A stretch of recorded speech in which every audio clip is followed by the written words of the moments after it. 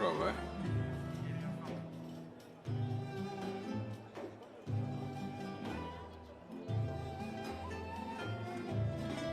Prova.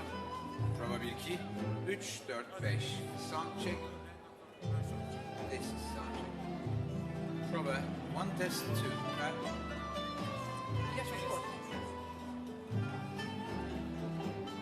1, 2, 3, 4. Can you hear me? Is my voice clear enough? Is it loud enough? I don't think so. For me, yes. More for the audience. Can you hear me?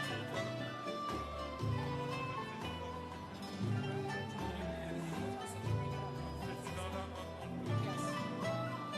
Hello? 1, 2, 3. Yes, I think what we can ask is for them to bring up the volume. Yes.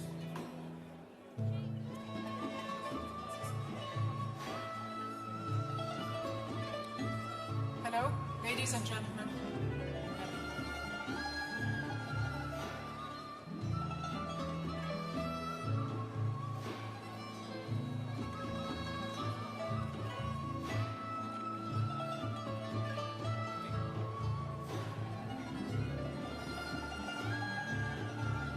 Hey, hey. Test. Prova. Chi? Prova. Hey, hey.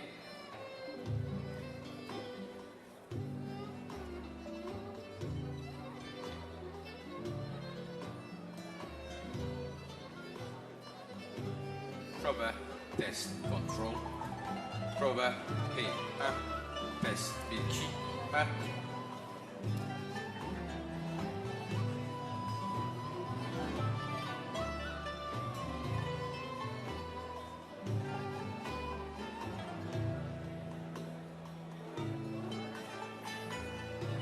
Prova. Prova. 1, 2, 3, 4. Test. Prova. 2.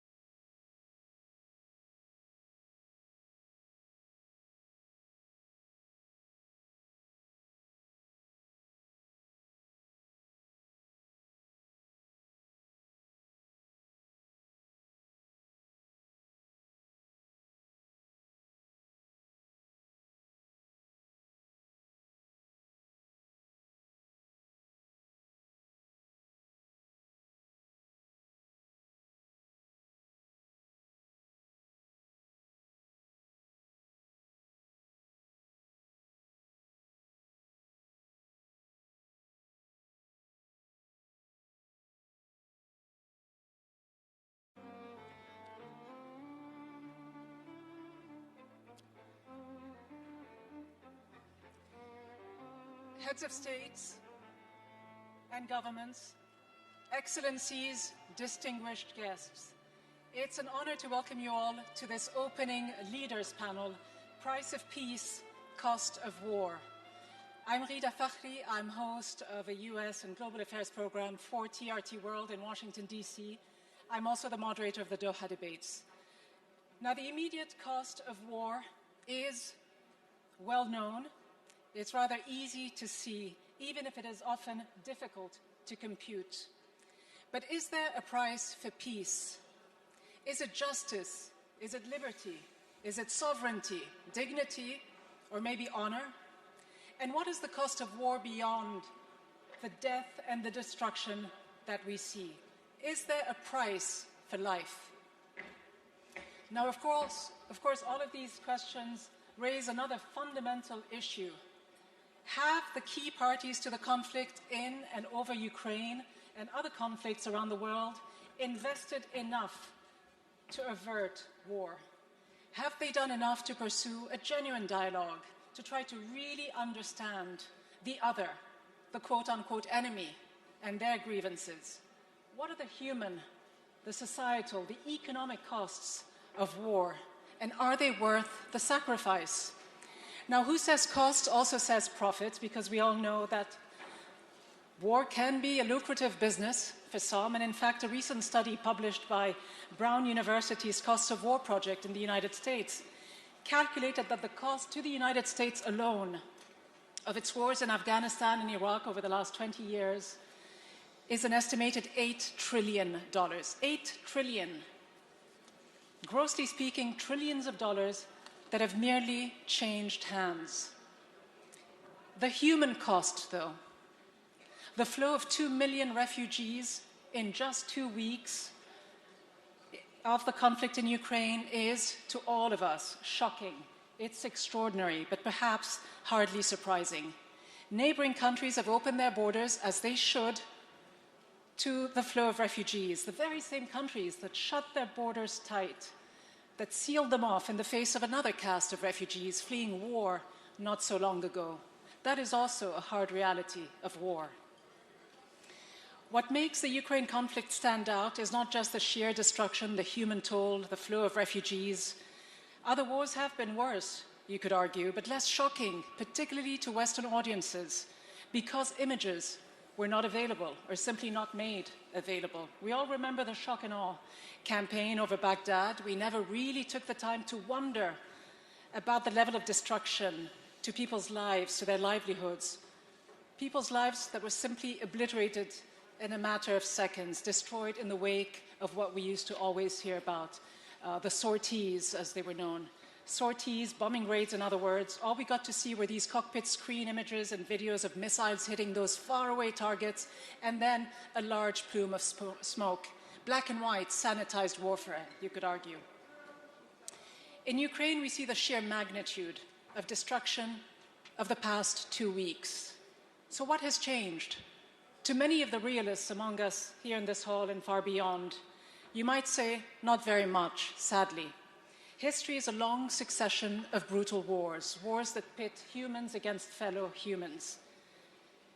Ukraine stands out, though, also because we have for the first time an open military conflict that could bring about not just another world war, but for the first time a nuclear world war.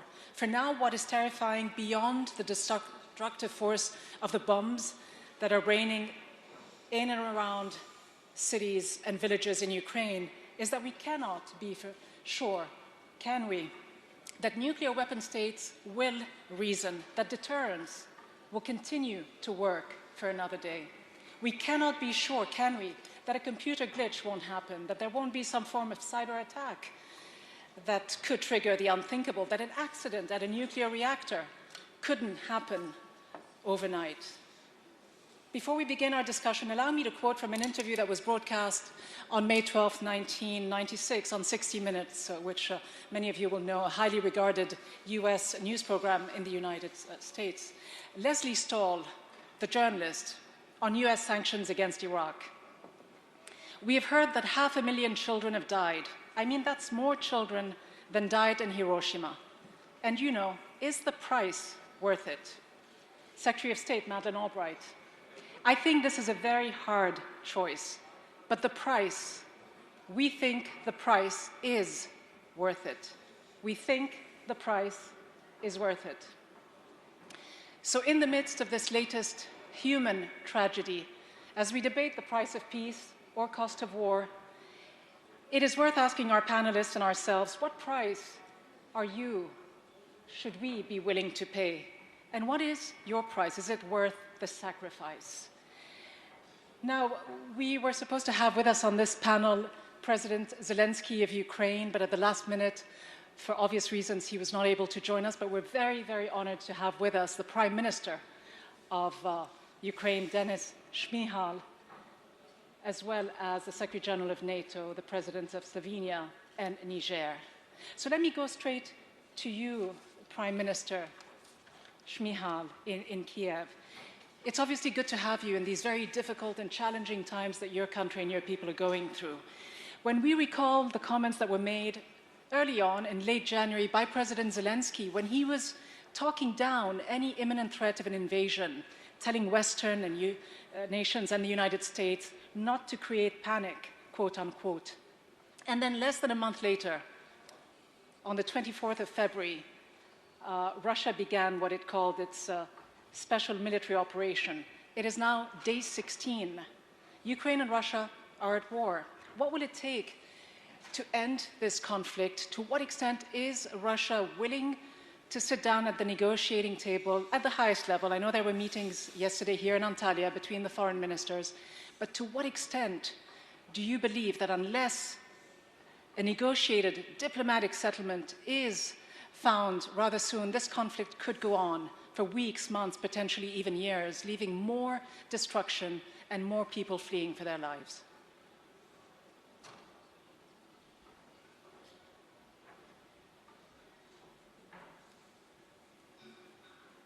The participation of representatives of Ukraine in this important forum designed to give impetus to diplomacy for solving problems of nowadays must be completely clear. 2 weeks ago, we were working on preparing a visit of Ukrainian delegation led by President Volodymyr Zelenskyy to Antalya, and during this visit, we were supposed to share Ukraine's experience in diplomacy and its vision of how it should be straightened. In the morning of 24th February of 2022, the world changed, and not only for Ukraine. Russia insidiously attacked peaceful Ukraine, its people and infrastructure from the air and from the ground. It attacked Ukraine from its own territory and from the territory of its client state, Belarus. Only a few days before that, both President of Russian Federation and President of Belarus had sworn to the whole world that they would never attack Ukraine. This is my first signal. One shouldn't believe whatever the leadership of Russia and Belarus say. The Russian leadership wanted to conduct so-called blitzkrieg in Ukraine and capture our country in 3 days. They even prepared a ceremonial uniform to celebrate the victory, but the plans of invaders were disrupted. Their victory has not come true and will never come true. All Ukrainians, as one, rose to defend their country. The courageous armed forces of Ukraine have been resisting with dignity and resolve for 16 days already, inflicting irreparable losses on the Russian invaders. In just a few days, more than 100 Ukrainians have joined the ranks of territorial defense units to assist the regular troops. 215,000 Ukrainians have returned back home from abroad to defend their motherland. Every Ukrainian city, large and small, has become a fortress. People work day and night to do everything possible to strengthen the city defenses so that the Russian occupiers do not invade them and ruin their lives. It is my second message. What is going on in Ukraine is the liberation war of Ukrainians against the Russian invasion. In Ukraine, no one is waiting for Russians with flowers. Nobody wants to recruit of USSR in Ukraine. Ukrainians want to be left alone so that they can build their own state and choose the future for themselves and their children. We often hear from here and there that Russia has no legitimate security concerns and attacked Ukraine as it left threatened by NATO and the US, which are allegedly behind Ukraine. This is a pure piece of Russian propaganda. Foreign Minister Lavrov, by promoting its propaganda message, Moscow desperately tries to reconstruct the realities of the Cold War and artificially declare itself one of the two superpowers, which is not. Moreover, no NATO or US could treat the national uprising of Ukrainians, which we observed during the Maidan Revolution, during Russia's initial attack on Ukraine, Crimea, and Donbass in 2014, and during the ongoing full-scale war against all Ukraine. In reality, Russian leadership, with Putin on top of it, hates Ukraine, wants to steal its history, absorb its territories, and despite its people of nationhood. Putin promotes a crazy narrative that Ukraine was artificially created in 20th century. Also, our nationhood is more than a millennium old. Moreover, Ukraine is founding member of the United Nations, whose existence and borders were recognized not only by all international community, but also by Russia itself through a number of bilateral documents, as well as notorious Budapest Memorandum. Here goes my third message. Ukraine is a subject which requires support from other members of the international community, including NATO, EU, US, and Turkey, but is not guided or directed by any of them. Saying so, often hundreds of thousands of Ukrainian servicemen and women, as well as millions of civilian Ukrainians who choose to fight the Russian aggression, but not to give up their independence. As I said, Russia has failed to invade Ukraine within days. That's why it has changed the tactics, and it's currently terrorizing Ukrainian civilians throughout the country. Not a single day passes without Russian showering Ukrainian cities, residential areas, and critical infrastructures with ballistic and cruise missiles, air and cluster bombs, which are prohibited by the Geneva Convention and other international documents. They have not been able to take control of any single big city. Therefore, they have thrown all their helpless wrath against small towns and communities. In the 21st century, we observe medieval siege of a number of municipalities. The Russians, who have been always boasting of their officers' honor, are fighting now with children and elderly, pregnant women and newly born.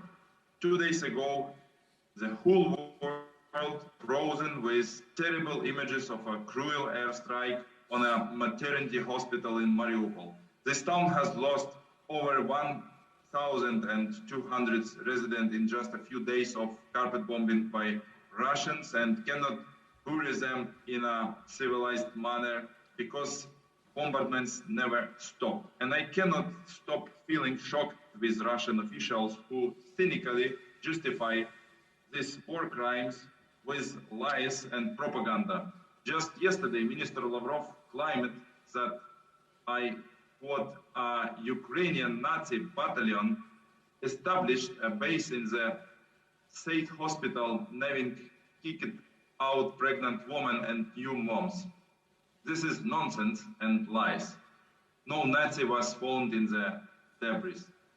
Yet the whole world saw videos and photos of killed and wounded women, destroyed maternity wards with blood everywhere. In general, Russians invented this fake narrative of Nazis in Ukraine to justify its own neo-Nazist policies. They always claim, and there are Nazis in Ukraine. Who are these Nazis? We even do not ultranationalists present in the political life of our country. Ukraine is a multinational country with over 100 nationalities living for centuries in peace and harmony. In fact, Russians call every patriot of Ukraine, for those who simply love their country, a Nazi. By this logic, they could call every patriot of our country in the world a Nazi and use this as a pretext to invade. Coming back to the humanitarian crisis that Russia is evoking in Ukraine now, they use civilians as hostages, trying to force the Ukrainian government to surrender. That's why for 5 days in a row, our every initiative to establish humanitarian corridors to and from besieged towns, including Mariupol, fails. We cannot bring supplies of food and medicine to these towns. We cannot evacuate hundreds of thousands of people, including foreigners, from this hell. Instead of cooperating of establishing humanitarian corridors, Russia used designated humanitarian roads to grab control of these towns. Yesterday, Russian Minister Lavrov came to Antalya with no mandate and intent to break through the blockade. This is shame. I can't help mentioning a terrible danger that is posed by Russia's capture of 2 Ukrainian nuclear power plants in Chernobyl and Zaporizhia. They took personal hostages. Normal functioning of the plants is interrupted. They are disconnected from the IAEA monitoring systems. The Chernobyl power plant is cut off regular electricity supply. This affects critical cooling system, which prevents the nuclear core of the plant from meltdown. And again, while they're performing these acts of nuclear terrorism, Russia spread a lie that Ukraine has nuclear weapons and intends to use it. The same can be said about recent ungrounded allegations that Ukraine has national or American labs of chemical and biological weapons. This is not true. At the same time, we have learned another thing.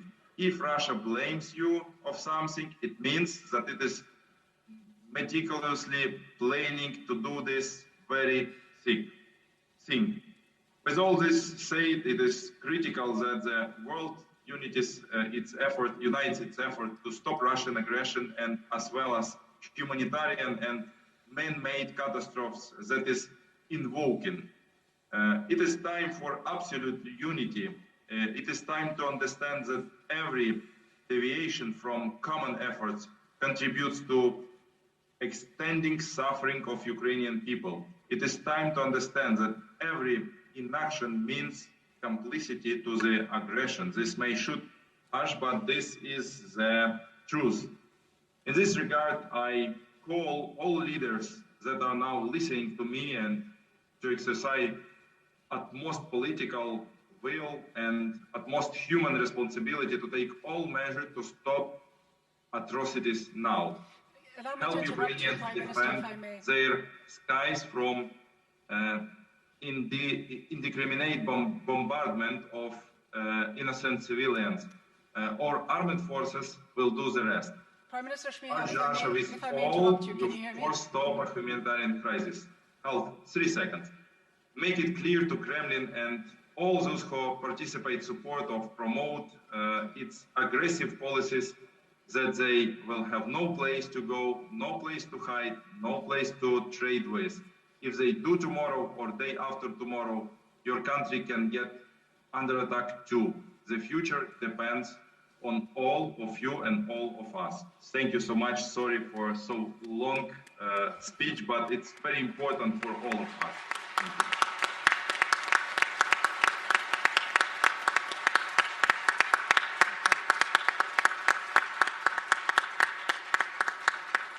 Prime Minister Shmyhal, thank you very much for this. And allow me a quick follow-up or two, because I'm not sure how long you can stay with us. So going straight to the third point you made, your third message, in which you say that Ukraine requires the support from NATO member states and others.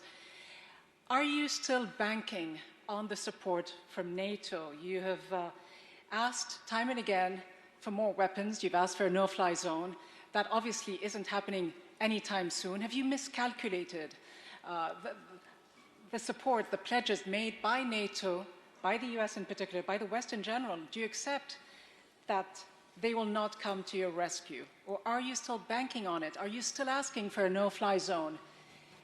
And are you willing to enter into a genuine diplomatic negotiation process with the Russians? What are your red lines?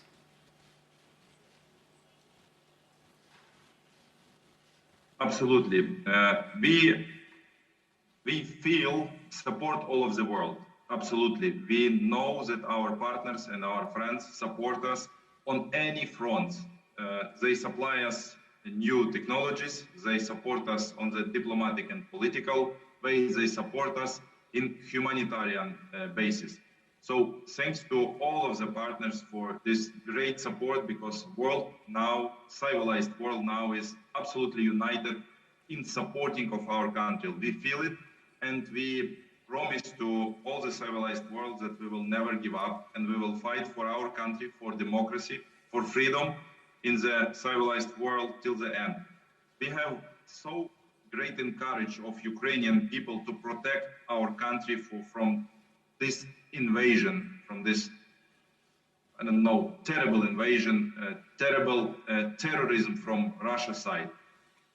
And we really need more guns. I told you that we need closed sky by NATO, by our partners, because it will save our civilians, which are under carpet bombers in our city. And this is civilians who are not waiting this bombing, who are not waiting this cruise missiles and strategic missiles.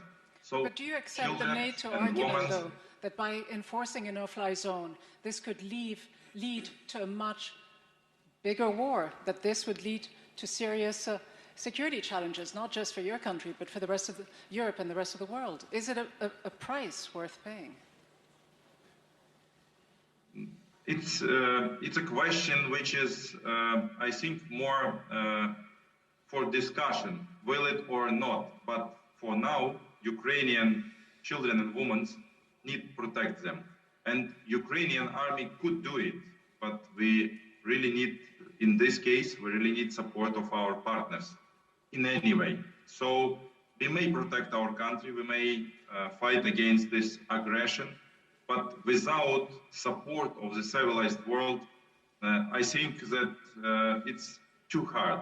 But we will do it in any way. We have no other way. We will protect our independence, we will protect our sovereignty, and we will protect our people. We will protect Ukrainians, and absolutely, we will protect Europeans. Just yes or no, Prime Minister, before I move on to the NATO Secretary General, are you willing to sit down at the negotiating table and have on the agenda with the Russian Federation of Russia, neutrality, Crimea, and the Donbass? We absolutely understand that every war is finished on the table of negotiations, on the table of diplomatic decisions. So because of this, yesterday it was a real try from our side to have very concrete negotiations with Minister Lavrov, but as you all have seen, it's do not lead us to no results. So we will continue this effort, this diplomatic effort. We will ask our partners to support this effort, to help us to go to the diplomatic and to the political decision to stop war, to stop aggression. Thank you very much, Prime Minister Shmyhal. Thank you in case you have to leave us, but if you can stay with us, we'd be honored to have you. But I think I speak on behalf of everyone here in this hall and beyond when I say that I will leave you if you let me. We all hope and pray for a peaceful resolution in Ukraine. Thank you so much.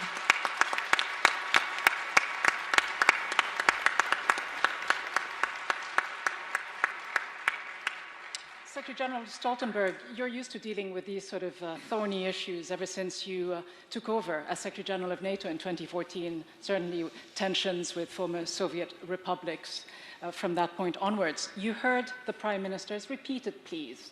They want more help. They don't just want words of support. Is NATO able and willing to offer them concrete help? Yes, absolutely, and NATO and NATO allies are providing a concrete support. First of all, we have supported them for many years since 2014 with equipment, but not least many allies have trained tens of thousands of Ukrainian forces, and this proves extremely important now because many of these troops are now on the front line fighting the invading Russian forces. It's of course first and foremost the courage of the Ukrainian armed forces, the Ukrainian people and the Ukrainian leadership that has stopped and slowed down the Russian invasion, but the support that NATO allies have provided with training and equipment since 2014 has proven to be extremely important in support of those efforts. Second, we have stepped up, so NATO allies are now providing more support, both military support, humanitarian support, and fiscal support or financial support. And then, of course, we are imposing unprecedented sanctions on Russia. And all of this is actually crippling the Russian economy. So the combination of concrete support and sanctions on Russia puts heavy pressure on President Putin and increases the reasons he will have to at some stage sit down and engage in good faith in diplomatic efforts. So yes, of course, NATO allies... Do you really believe that these sanctions, though, will have that sort of impact, that they will compel President Putin to send back his troops in a week, in 2, or even 3, that these political pressures will go anywhere besides inflicting that economic cost, not just on the people of Ukraine, but on people around the world? Look at the rise in energy prices and the price of wheat around the world. No one wants these sanctions. Of course, these sanctions are costly for the whole world, including for those countries which are imposing the sanctions. But at the same time, we have to react when we see Russia is blatantly violating international law, invading in a brutal way an independent sovereign country, Ukraine, and 140 nations at the UN condemned that strongly. NATO and NATO allies have imposed severe sanctions to put maximum pressure on Russia, and that increased the likelihood for them at some stage accepting that they have to sit down at the negotiating table. I agree with the Prime Minister that every war has to end at the negotiating table. The question is, how long do we have to wait for that? And therefore we put pressure on Russia, both by the sanctions, but also by providing support to Ukraine. They are on the front line, they are paying by far the highest price, but NATO allies and other countries all over the world are helping them, supporting them, including with military support. But what do you say to those who believe that NATO, in fact, should take a large part of responsibility of the blame in letting the situation get to what it is today, in pursuing the alliance's provocative, many people would argue, so-called open door policy, bringing in more and more countries from Eastern Europe? The Russians have had it as a red line for a long time, preceding President Putin. You call this his war, but we know it has been well documented. Senior US officials and others have said it, that the rationale in Russia has been, and in the Soviet Union preceding that, that Ukraine and Georgia joining NATO was a major issue, that it could lead to this major conflagration. And here we are today. Don't you take part of the blame, in fact, a large part of the blame? No, not at all. And just the idea that it is provocative, that the sovereign nations do what they want, just demonstrates a kind of completely wrong worldview that reflects. I'm coming from a small country, Norway, bordering Russia. And when we joined the NATO back in 1949, Joseph Stalin and Russia, Soviet Union said that was a provocation. But I'm very glad that London, Paris, and Washington said, well, that's for Norway to decide. And we applied, and they accepted us. So this idea that big powers can decide what small neighbors can do, and if they do something they don't like, that's a provocation, you know, that's a world I don't want to live in. But let's face it, this is the world we live in. Many see Ukraine as a pawn in a big power struggle between the United States and Russia, let's face it. But the question is it a wise policy to continue to pursue? No, but you speak as if NATO is moving east. No, it is independent. Slovenia is one nation, Norway is another, Poland, the Baltic countries. They have, through democratic free decisions, made their own choices and chosen their own path. And I think it's extremely important that we respect those free democratic decisions. If you start to reintroduce some kind of right for big powers to decide what neighbors can do, then we're moving backwards. Then we're moving into a world where we don't have free sovereign nations. Russia has subscribed to again and again, from the Helsinki Final Act to the Paris Accord, many other documents, that every nation has the right to choose own path, including what kind of security arrangements they want to be part of. We respect Ukraine when they want to join, but we also, of course, respect Sweden and Finland when they decide not to join. Russia should respect free and independent decisions by free and independent nations. That's all about. Is it about respecting freedom and the sovereignty of nations? Because there is something called the Monroe Doctrine. Are you suggesting that the 200-year-old doctrine has ended, that the sphere of influence that the US said it also sort of has, first of all, I don't think doesn't exist anymore? Because let's imagine for a second that missiles were positioned, Russian or Chinese missiles were placed in Cuba or Mexico or Venezuela. What happens then? Also, I'm not defending everything the United States have done throughout 200 years. I have been going in the streets of Oslo protesting against some of these wars. But the fact that one nation does something wrong in their history doesn't, in a way, excuse severe mistakes by another. So the whole thinking again that you have to start with the basics. The basic is, does an independent sovereign nation has the right to choose own path? Yes or no? If you start to question that, you move into a world which Russia now try to re-establish by using force. The Ukrainians are standing up against that. They deserve our support. We are supporting them, and it's really impressive to see the strength and the courage they are now demonstrating in the fight against this. Briefly before I move on, Secretary General, briefly before I move on, what is the price of peace for you? As Secretary General of NATO, I know you don't hold all the decisions in your hand, but would you be willing to pay a small price by suggesting that NATO should not expand eastward, of course? And many see the potential membership of Ukraine in NATO as a fig leaf, not more. Are you willing to state that NATO should not expand any further? So first of all, it is for Ukraine to decide, and I respect their decision whenever it's whether it's to join or not to join. Second, what Russia has proposed in the legally binding draft agreement for NATO is that we should sign an agreement with them stopping any further enlargement of NATO. And I think it was very interesting to listen to, for instance, Sweden and Finland. They're not currently applying for membership, but they came very strongly out against that idea, because for them that was to limit their options in the future. So this goes beyond Ukraine. What Russia is asking for is actually a ban on any further enlargement of NATO. And again, it's not NATO moving east. It's actually those countries, again, Slovenia, the Baltic countries, Poland, who have chosen to join our family. And this has been a great success. It has helped to spread freedom and democracy across Europe for several decades. But the Russians are being more specific here in the case of Ukraine.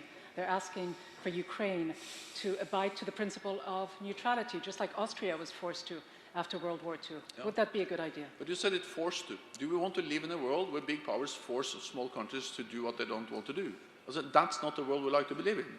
So the whole idea that it's a provocation for Russia that Ukraine does what they want to do is to turn the world upside down and violate fundamental principles, which also Russia has subscribed to. So it is for Ukraine to decide whether they want to aspire for membership. And then it is, of course, for 30 NATO allies to decide whether Ukraine is ready for membership. And it has been clear for a long time that membership for Ukraine was not something that was imminent, something that was relevant in the near future. But again, this is about the principle of respecting every nation's right to choose their own path. If it is the only way to stop the war tomorrow, is it worth considering? Yes or no?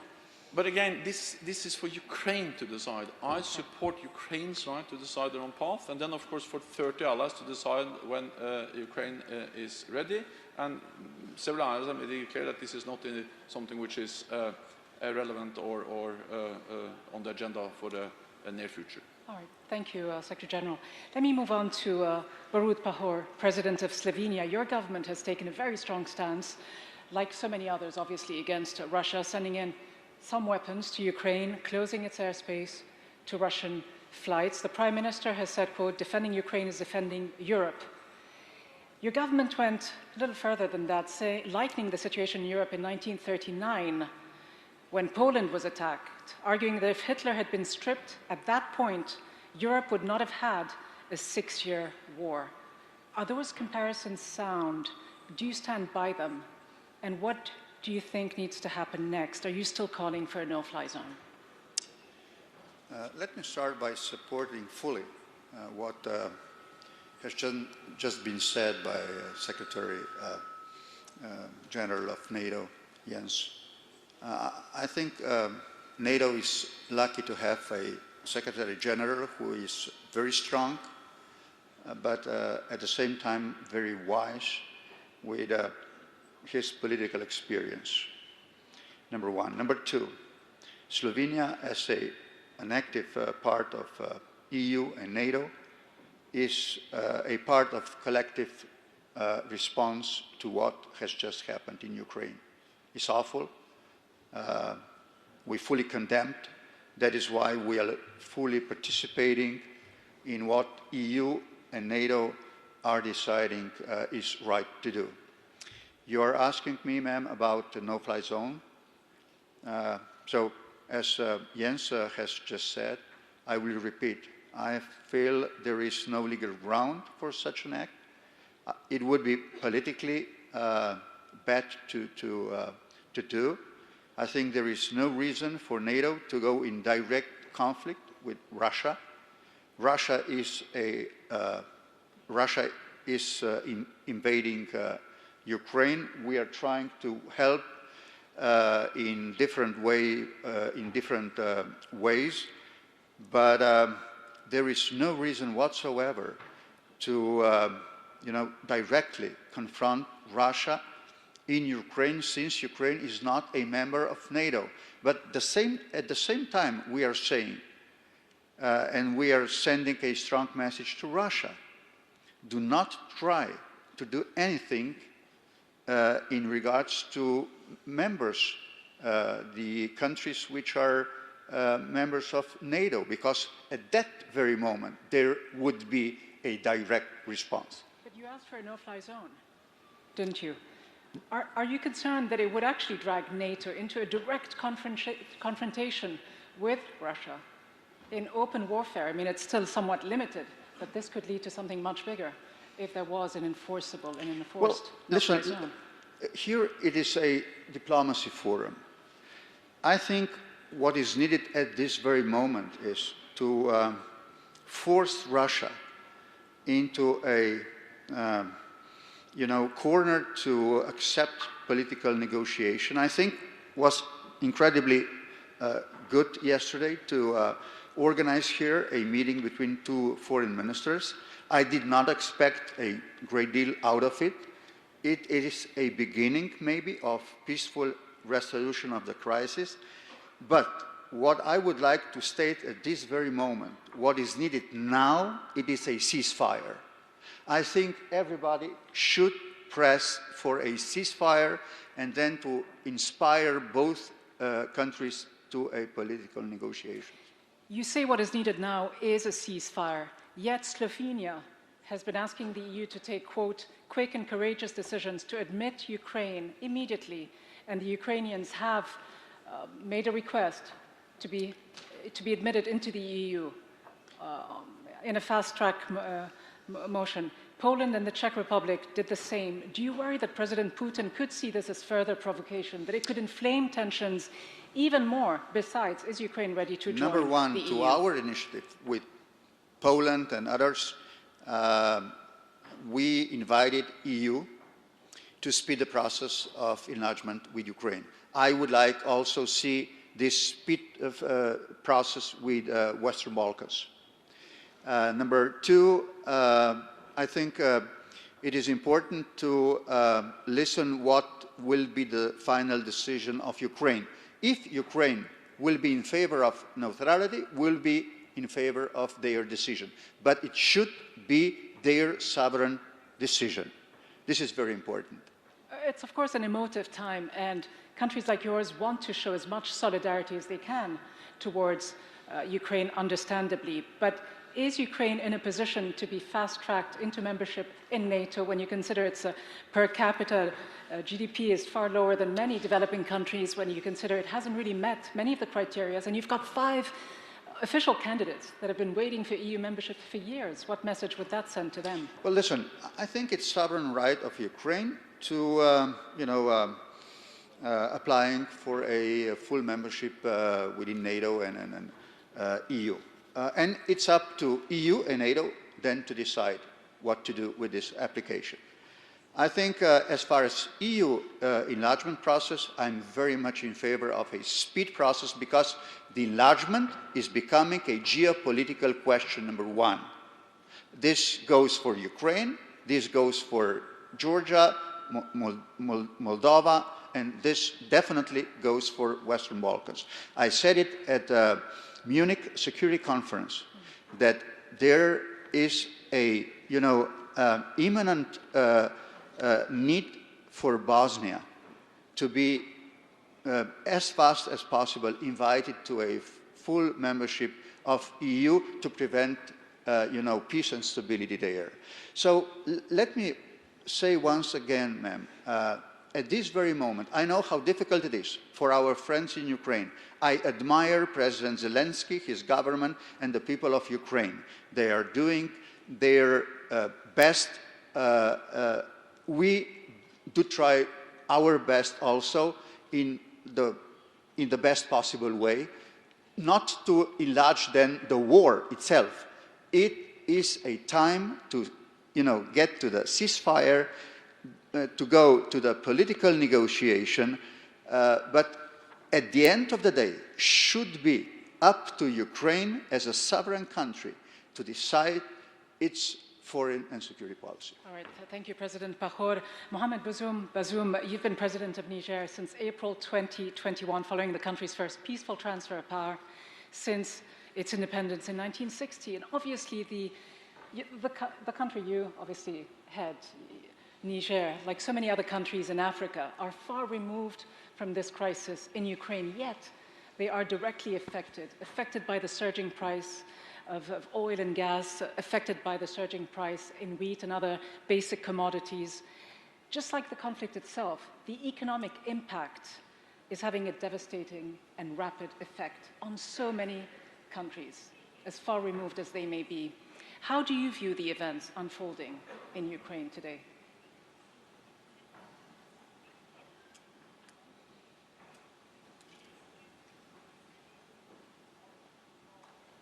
Comment est-ce que vous allez? Elle n'a pas fini de traduire. She did not finish, but ask me the question again, please. So the question I was following the translator, not you. How do you see the events unfolding in Ukraine today, given the fact that your country is so far removed physically, geographically, from what is going on? Oui, merci Madame. Nous sommes tout aussi concernés par ce qui se passe en Ukraine que ceux qui vivent en Europe et ailleurs. En tout cas, que les Occidentaux et à plus forte raison les Asiatiques, toute la communauté mondiale. Nous sommes une même famille aujourd'hui, nous sommes même 20 villages, comme on dit.